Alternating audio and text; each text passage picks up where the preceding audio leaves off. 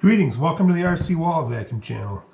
Today's video I'm going to divert from vehicles and switch over to some driving accessories, and in particular this adjustable do-it-yourself ramp. The genesis of this project was that I needed a launch surface that was smooth and consistent and with adjustable and repeatable angles. And the reason for that is I need to test out suspension and chassis mods, and my off-road tracks are jumps I just built with piling dirt with a tractor bucket and smooth it out a little bit, but you know, dirt settles in differently and they get chewed up, etc. So you never know if your jump results are from the inconsistency of the surface, or are they from the mod you did, or just crappy driving. So I started design was going to consist of an aluminum tube that was going to be welded up and put a perforated deck and build a ratchet mechanism to adjust it. But then it occurred to me that an adjustable ramp would be a good tool to train kids and new drivers on how to jump and get reliable results that weren't really related to the actual launch surface. So I also thought this could double as a fun build project for families to do together, and now with Christmas coming up, there might be a lot of new RC cars and a lot of new RC drivers. So I might probably return to making this as an inexpensive and easy to build project that utilizes easily obtained materials and required no special skills or equipment.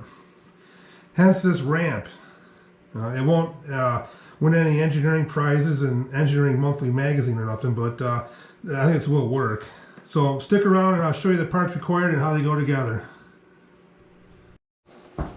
So I have the parts laid out here. They're pretty simple and straightforward what you need, very minimal.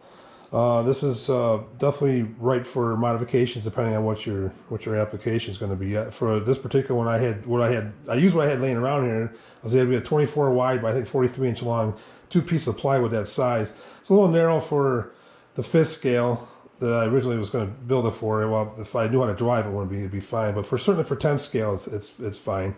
All I got in is a couple 2.5 inch hinges, door hinges, and some perforated metal that you can easily get that from Home Depot.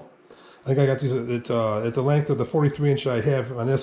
These are 24 inches each one, and I got a 2x4 with a couple holes in it. I do have a 30-degree cut chamfer on that. Obviously, that's only going to work when it's a 30-degree. The ramp's at 30 degree, but it really don't really matter. And the 6 carriage bolts for the bolt this rail down, and washers and nuts, and that's about it. I'm using just the wood screws down here. Eventually I'm going to switch over to T-nuts, some 1032 T-nuts to that to hold better, and it'll be flush on the other side. This is 1/2 inch thick plywood. Depending on what you're using, you know, you're going to have a transition down here that if you got real small tires, you might have to put something on there to kind of smooth that transition, or put some dirt up against it or something like that. The 5th scale ain't going to have an issue with that. And a lot of 10th scale monster trucks shouldn't either. So let me slap this thing together and take a look at it.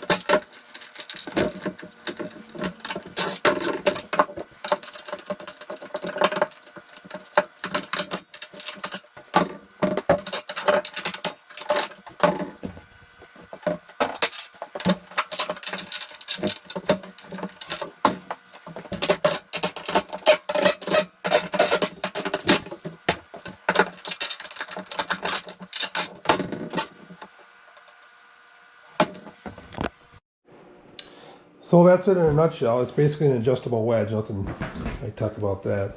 But you know, here when you change this thing on, you don't necessarily have to bolt that in place. couple long bolts working as pins. You can slide it back and forth real easy. Shouldn't rattle out. Other than that, if anybody puts this in together and tests it out, if you got any video, give me a link in the comments. I'd like to see what you do with it.